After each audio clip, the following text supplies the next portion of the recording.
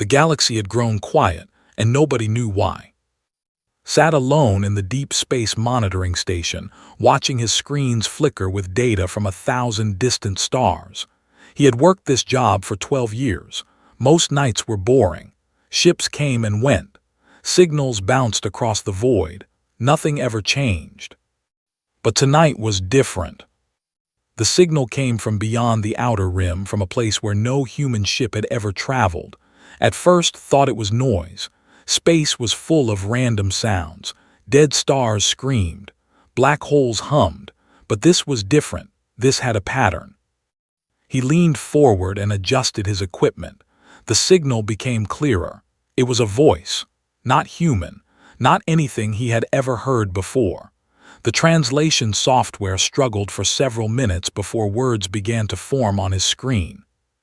They are coming, they hunt. They do not stop. Run, please run. We are the last of the we tried to fight, we tried to hide. Nothing worked, they found us. They always find everyone. Do not let them find you. Run. The message repeated 3 times, then it stopped. Sat frozen in his chair. His coffee grew cold beside him. He played the message again and again, hoping he had made a mistake, but the words remained the same each time. He made the call to Earth. Admiral received the transmission at 3 in the morning. She was a small woman with gray hair and tired eyes, but those eyes had seen humanity through 2 civil wars and a decade of space expansion. Nothing scared her anymore. Until now. She gathered the United Earth Defense Council within hours. Generals, scientists, and politicians filled the room, all of them confused and worried. Played the transmission without saying a word. The room fell silent. "We need more information," said General, a tall man with broad shoulders and a voice like thunder. "One message means nothing. It could be a trick." "It could be," agreed, "but we cannot ignore it." She turned to a young woman sitting in the corner. Doctor was the best on Earth. She had spent her career studying ancient rocks and dead planets, searching for signs of life that had existed before humans looked up at the stars. The message included coordinates, said, 47 of them. Each one marks a planet. I want you to visit the nearest one and tell me what you find. Nodded, she did not ask questions. She simply stood and left the room. Her ship reached the first planet 3 weeks later. From orbit it looked peaceful. Blue oceans, green forests, white clouds drifting across the surface. It could have been Earth's twin sister. But when landed, she found only death. The cities were empty. Buildings stood like skeletons against the sky, their windows dark and broken. Streets that once held crowds now held only dust and silence. She walked through what had once been a marketplace, stepping over toys and tools and things she could not name. There were no bodies. Whatever had happened here, it had happened long ago. Time had taken the dead and turned them to dust. But the walls told stories. Found writing everywhere. Some of it was carved into stone. Some was painted in fading colors. She photographed everything and let her computer translate what it could. The stories were all the same. They came from the sky. They called themselves they said we were unclean. They said the galaxy belonged only to them. We tried to surrender. We tried to give them everything they wanted. It was not enough. They did not want our things. They wanted us gone. Moved from city to city, planet to planet. Each one told the same story. Some worlds had fought back. Their ruins were burned and broken. Some had tried to hide. They had found them anyway. Some had done nothing at all, hoping peace would save them. Nothing had saved anyone. She found children's drawings in a collapsed school. Simple pictures of families and homes and pets, just like children drew on Earth. She found love letters in a buried archive, words of hope and dreams for a future that never came. She found a music box that still played a sad, strange melody when she opened it. These were not animals. These were not monsters. These were people. Different from humans, yes, but people all the same. They had loved and hoped and dreamed. And the had erased them all. returned to Earth with boxes full of evidence. She showed the council everything she had found. She played the music box. She displayed the children's drawings. She read the final messages of species that had begged for mercy and received only death. They have been doing this for 3,000 years, she said, her voice steady despite the tears on her cheeks. They have killed more civilizations than we can count. They believe they are the only species worthy of existence. Everyone else is just something to be cleaned away. And now they are coming for us, said. Yes, based on the patterns I found, they will reach Earth in approximately 18 months. The room erupted in chaos. Some demanded immediate evacuation. Some called for surrender. Some simply sat in stunned silence, unable to process what they had heard. Let them argue for exactly 5 minutes. Then she stood. Enough, she said, and her voice cut through the noise like a blade. We have 18 months. That is not much time, but it is not nothing. Other species ran, other species hid, other species surrendered, and they all died anyway. She looked around the room, meeting every pair of eyes. We will not run, we will not hide, we will not surrender, we are human. When something tries to kill us, we fight back. We have fought ice ages and plagues and ourselves. We have always survived. She straightened her uniform. Start building ships, start making weapons. Call every scientist, every engineer, every soldier. Tell them what is coming. Tell them we have work to do. General stood beside her, and if we lose? Smiled, but there was no warmth in it. Then we make sure to never forget the day they came for Earth. The factories never stopped. Day and night, smoke rose from every industrial city on Earth. Machines built machines that built ships. Workers slept in shifts, 4 hours at a time before returning to their stations. Food came in packages delivered by drones. Coffee flowed like water. Nobody complained. General stood at the center of it all, watching screens that showed production numbers from every continent. Before the message, humanity had possessed a small defense fleet, mostly patrol ships, a few carriers, nothing built for real war. Now they were building an armada. We need more steel, said to his assistant, a young man named who never seemed to sleep. Pull it from the old bridges if you have to. Melt down the monuments. We can build new statues after we survive. Nodded and ran off to make the calls. Across the planet, in a laboratory hidden beneath a mountain, engineer worked on something that might save them all. She was a small woman with messy hair and grease-stained hands. She had not left the lab in 2 weeks. Empty food containers formed a small mountain in the corner. Her team had stopped asking her to rest. She simply ignored them. On her table sat a piece of alien technology, recovered from one of the dead worlds had visited. It was a shield generator design, damaged but not destroyed. The shields were good, muttered to herself, poking at the device with delicate tools. Not good enough to save them, but good, better than anything we have. She had taken the device apart piece by piece, studying each component until she understood how it worked. The science was beyond anything Earth had developed. It would take years to fully understand it. They did not have years. So did not try to understand it completely. She just tried to copy it.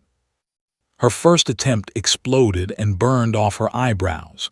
Her second attempt simply did not work. Her third attempt worked for exactly 4 seconds before failing.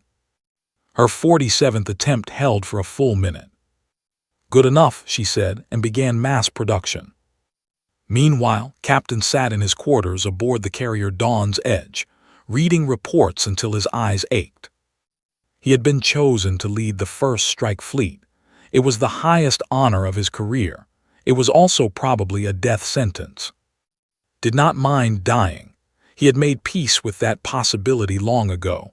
What bothered him was the thought of failing, of leading his people into battle and losing. He studied the previous conquests obsessively, every world they had destroyed, every species they had hunted.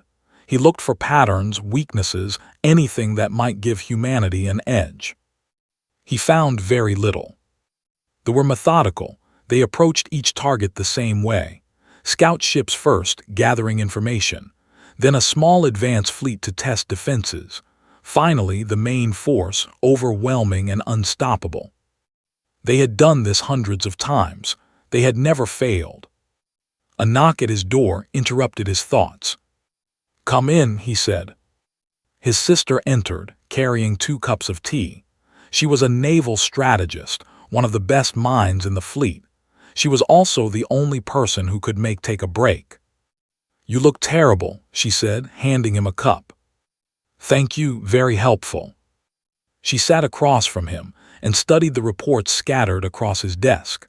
Her eyes moved quickly, absorbing information faster than most people could read. "You are looking for the wrong thing," she said after a moment. "What do you mean?" "You are looking for weaknesses in their tactics. There are none. Their tactics are perfect." She picked up a report and waved it at him. "But their strategy has a flaw." Leaned forward, "Tell me." "They have never faced a species that fought back effectively. Look at the records. Every civilization either surrendered immediately, tried to flee, or fought briefly before being overwhelmed. None of them ever took the fight to the... Because that would be suicide." "Would it?" Smiled. "They are hunters. They think like hunters. They expect their prey to run or hide or freeze in fear. They have no experience being hunted themselves." She stood and walked to the window, looking out at the stars. Predators become careless when they think they have no predators. They stop watching their backs. They do not build defenses because they never needed them. "Understood. You want us to attack first."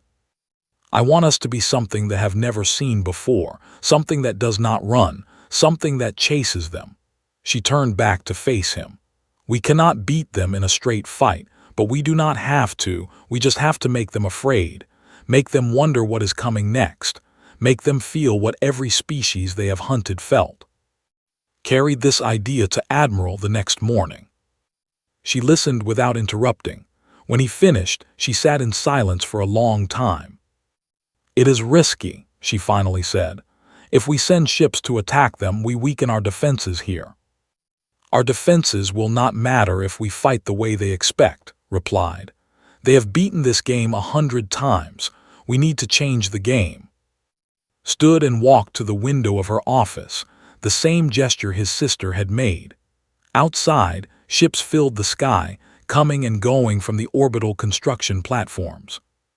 "My grandfather told me a story once," she said quietly, "about a time when our nation was small and weak, surrounded by enemies.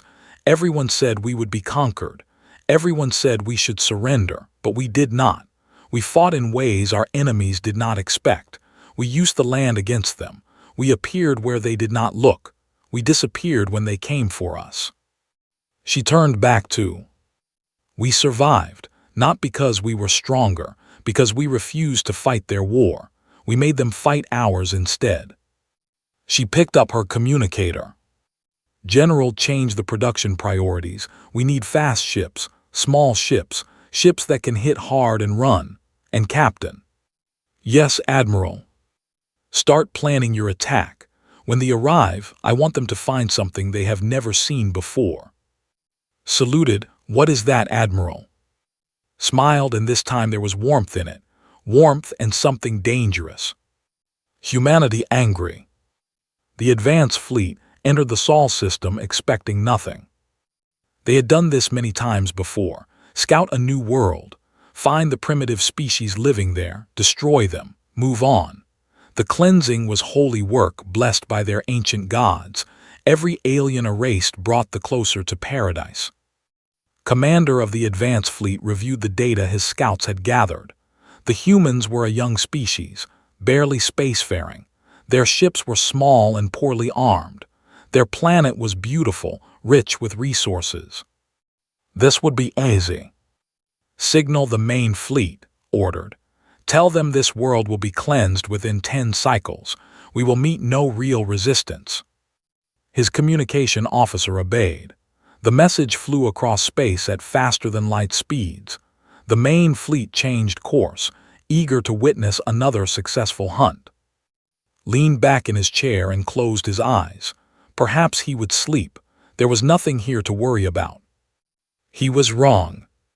The human armada waited in the shadow of a frozen moon at the edge of the system. 300 ships, painted black to blend with the void. They had been waiting for 6 days, engines cold, running on minimal power. Captain stood on the bridge of the Dawn's Edge, watching the ships approach on his screen. His hands were steady, his heart was not. "They are beautiful ships," said his first officer, a woman named with sharp eyes and a sharper mind. "The build well." "They will burn just as bright as ugly ships," replied. Beside him, his sister coordinated the fleet positions through a holographic display. Every ship knew its role. Every pilot understood the plan.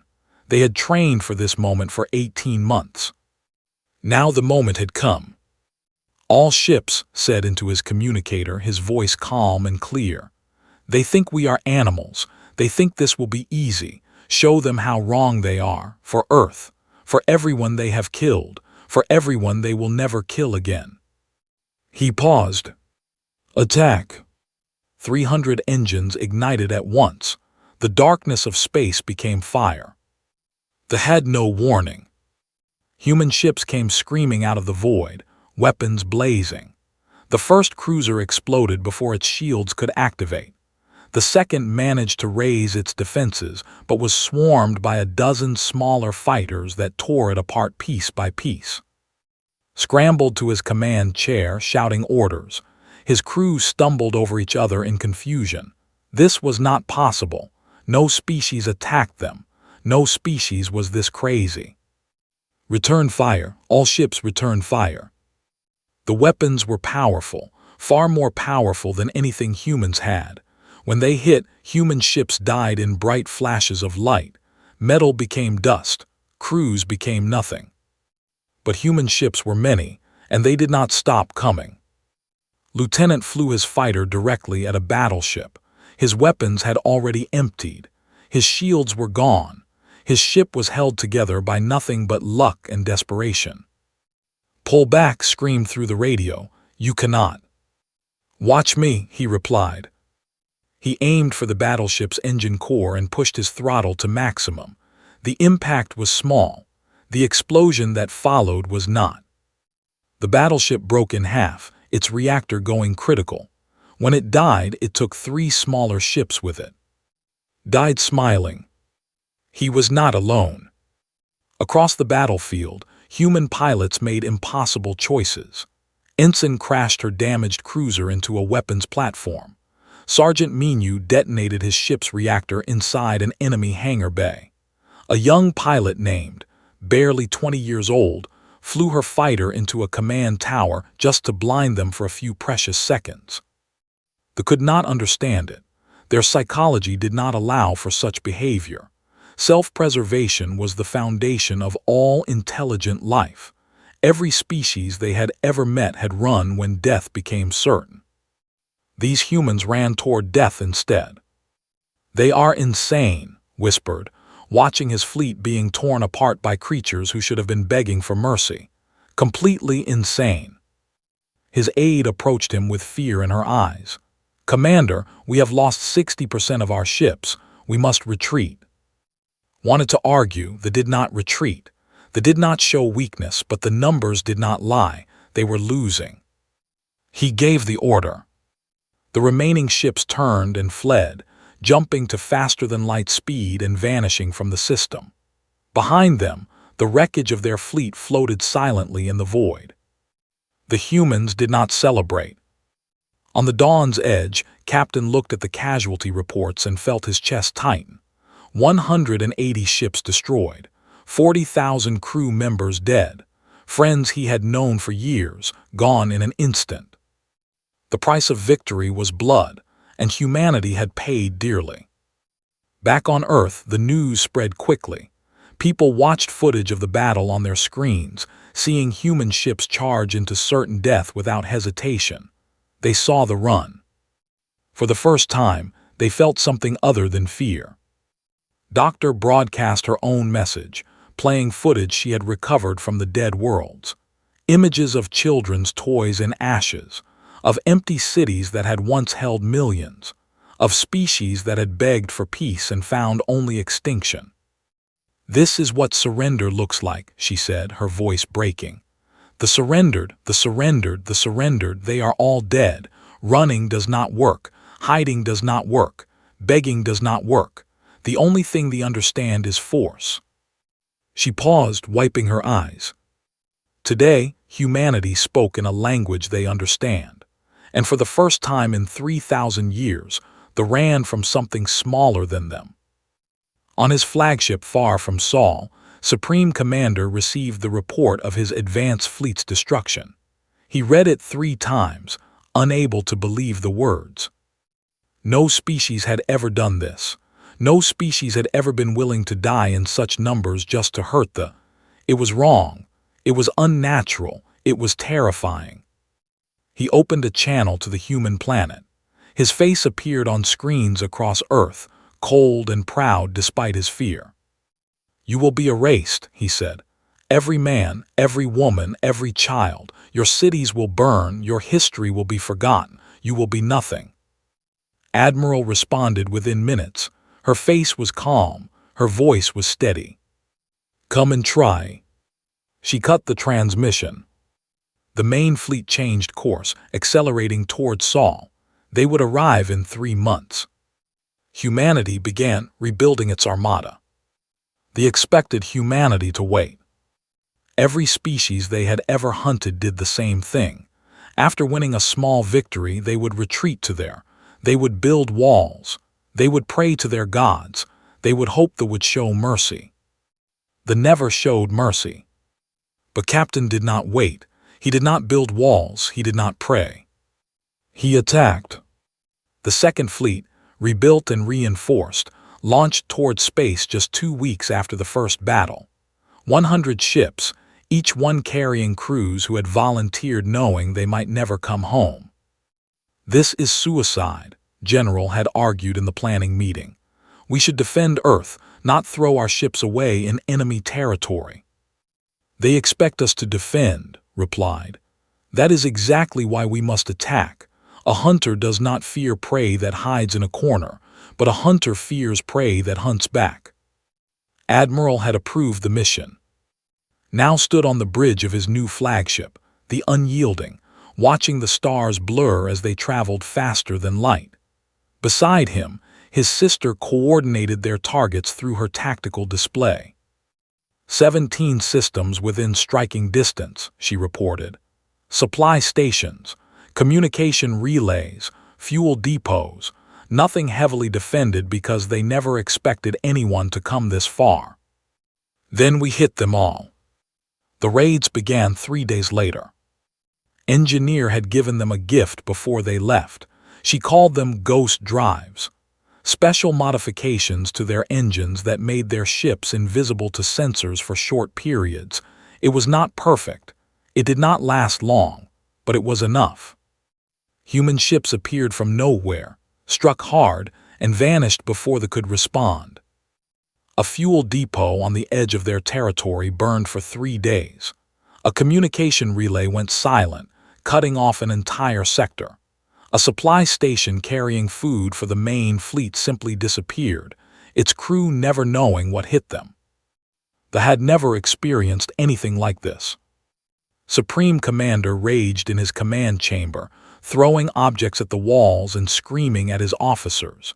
His perfect fleet was being bitten by insects. His supply lines were collapsing. His soldiers were starting to whisper about ghosts and demons. "Find them," he shouted. "Hunt them down." But every time his ships went hunting, they found nothing. The humans were already gone, striking somewhere else. On Earth, Commander noticed something strange in his monitoring station. New signals were appearing, not human signals, not either, something else. He traced them to the darkest corners of the galaxy, places where no ship had traveled in centuries, cold, hidden places where light barely reached. Someone was watching the war. He reported his findings to Admiral, who ordered him to respond. His message was simple: "Who are you?" The answer came slowly, piece by piece, from different sources scattered across space. "We are the survivors." They had hidden in the atmosphere of a gas giant for 800 years. They had buried themselves in asteroids, living in tunnels carved from rock. They were not completely dead. A few thousand had escaped the final slaughter and drifted in the void, waiting. They had all given up hope. They had all accepted that they would rule forever. But then they had seen something impossible: a young species, small and fragile, that refused to die. That fought back.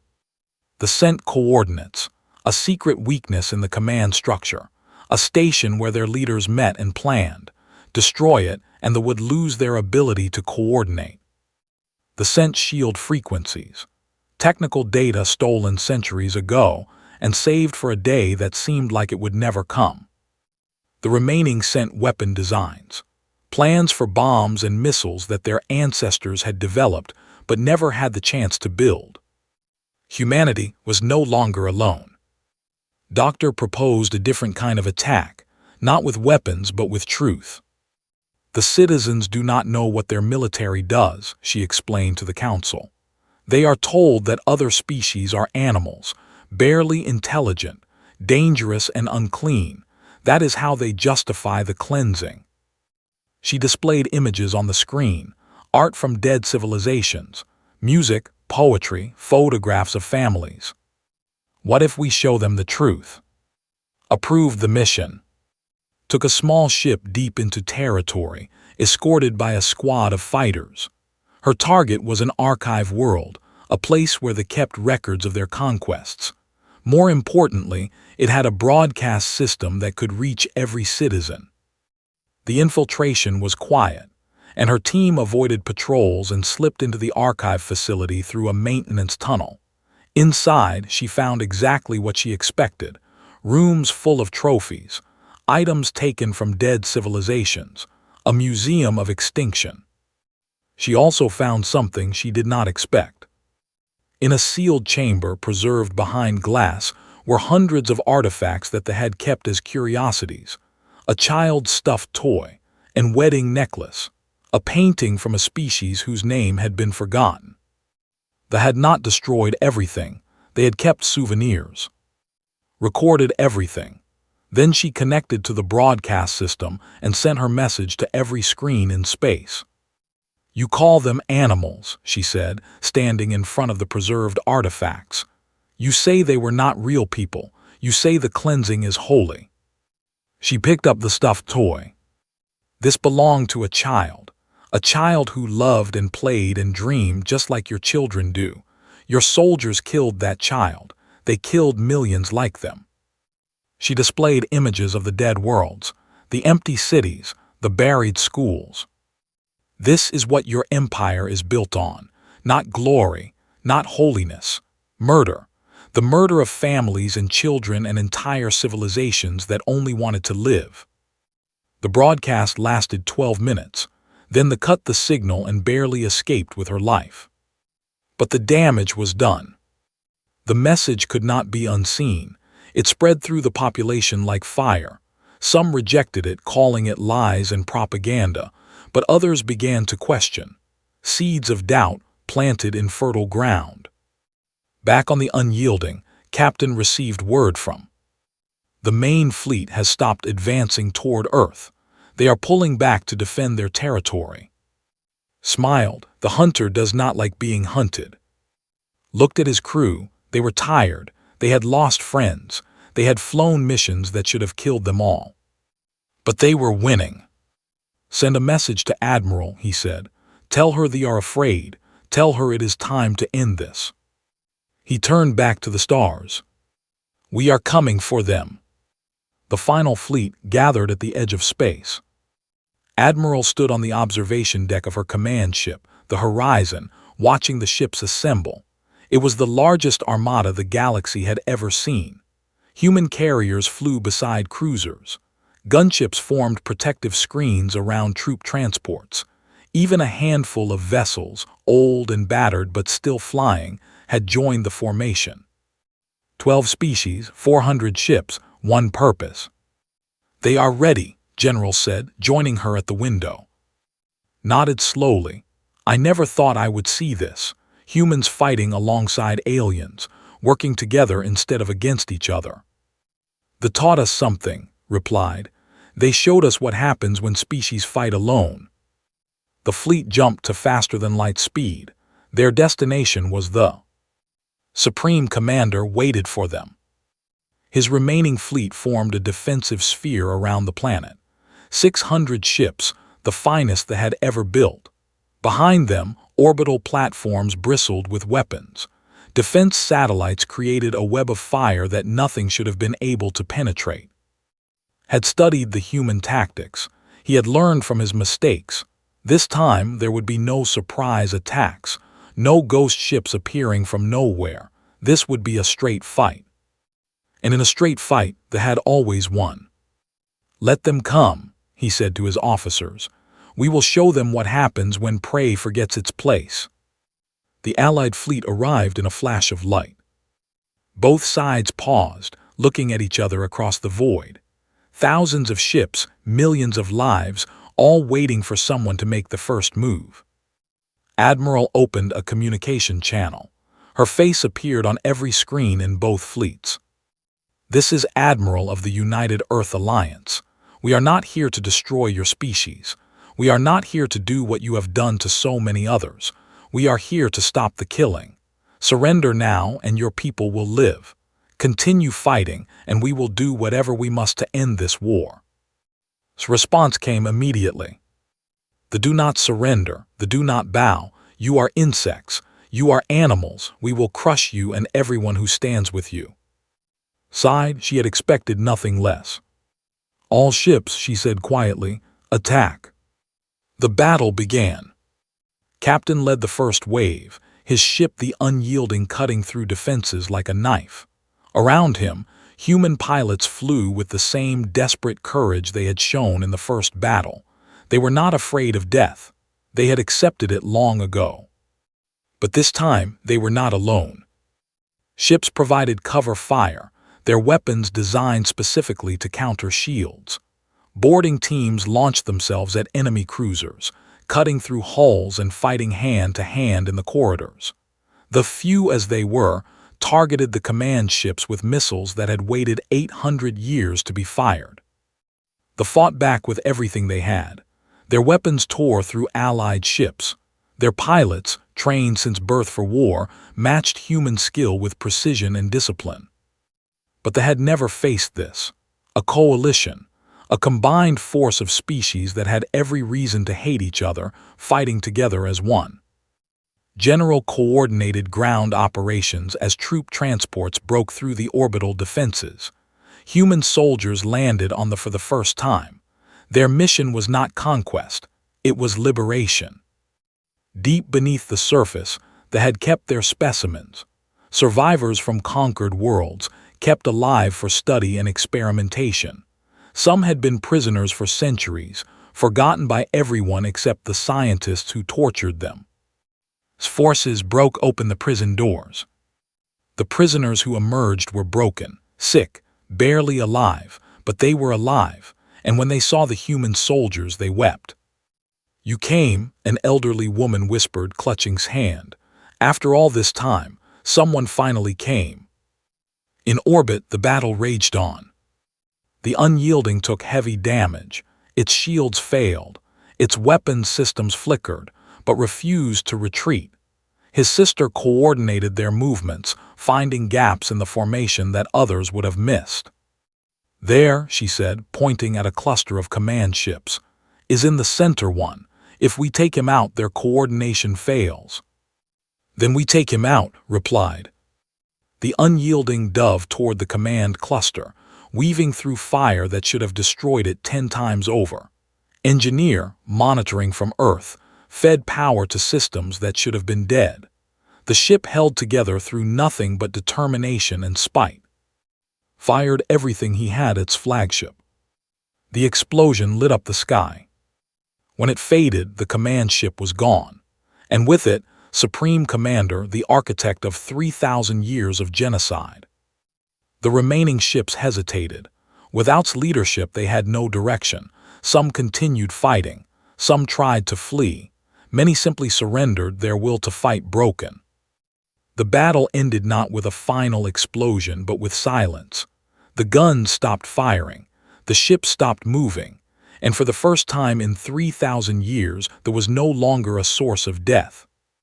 In the aftermath, Admiral addressed the newly formed Galactic Coalition. Representatives from a dozen species stood together, many meeting face to face for the first time. They had been enemies once, rivals, strangers who had hidden in darkness while the hunted them one by one. Now they were something else. "We could destroy them," said, looking at the delegates who knelt in chains. "We could do to them what they did to everyone else. Some of you might want that. After what they have done, no one would blame you." She paused. "But we are not them. We did not fight this war to become monsters. We fought it to stop monsters. They will answer for their crimes. They will face justice, but they will live. Because if we kill them all, we become what we hated." She turned to the coalition. "We were prey once. Every species here was prey, but we chose to become something else. Not hunters, not conquerors, not empires built on the graves of others." She lifted her chin. "Protectors, guardians, the ones who stand watch so that no species ever has to face extinction alone again." The coalition voted. They would be contained, monitored, forced to confront what they had done. It was not perfect justice. Some felt it was not enough, but it was a beginning. 1 month later, Doctor returned to the first dead world she had visited. The graveyard where she had found the children's drawings and the music box that still played its sad melody. She was not alone. Survivors from a dozen species had come with her, and human. They carried markers with them, stones carved with simple words. They planted the markers in the ruins of every city, in every school, in every home where families had once lived and loved and dreamed. The words were the same in every language. They were here, they mattered, they are remembered. Played the music box one last time, letting its melody drift across the empty streets. Somewhere, she hoped, the spirits of the could hear it. Back in his monitoring station, Commander received a new signal. Not a warning this time, not a desperate plea for help. A greeting. "This is the Republic. We hid for 1,200 years. We heard what you did. We want to join you." Then another signal, and another, species emerging from hiding, civilizations rebuilding, a galaxy waking up from a nightmare. Smiled and typed his response. "Welcome back. You are not alone anymore." The galaxy was no longer silent. And humanity stood watch.